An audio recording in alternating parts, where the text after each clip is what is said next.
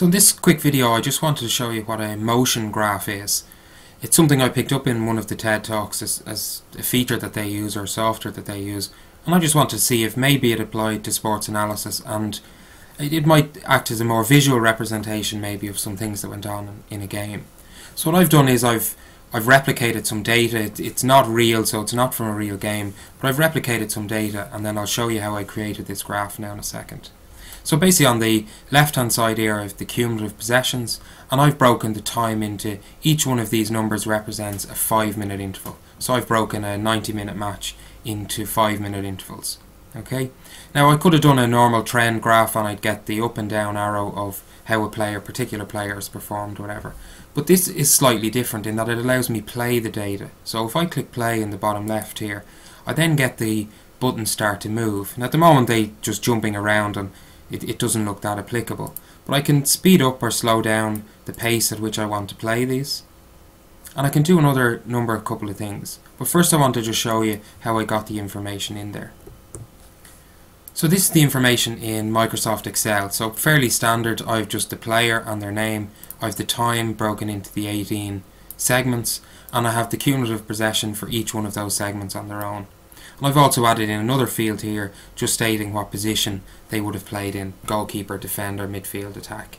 Okay, and I've done that for all 11 players. So it's quite simple, easy to do. And all I've done then is gone to my Google Docs. So this is something everybody can get for free, and basically you can go and create a document. So I did File, New Document, and I created a spreadsheet. And I very simply just cut and paste the information into my Excel document in Google Docs. So from there I did Insert, Gadget, and I created a motion chart, so Add to Spreadsheet. So all you do is select the range you want to do and click Apply and Close. That's all there is to it, and basically you'll end up with a gadget or a motion chart that will begin to look something like this. Now you can play around with some different things, so it's giving you way more than just a two-dimensional. So we're looking at maybe time across the bottom, cumulative possessions there. You'll see I've grouped each section into a different colour, but I could easily have chosen each player into a unique colour, so every single player would get their own colour, but I thought grouping them by position was good enough. Okay, the other thing I can add is size, so I can change the size.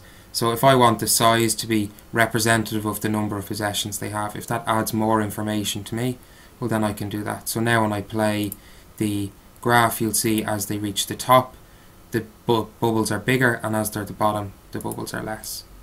Okay, so again I'm going to just switch that off for the time being. So again, quite simple, a lot of information going on. Where I thought it was quite neat was maybe if you wanted to track a couple of players.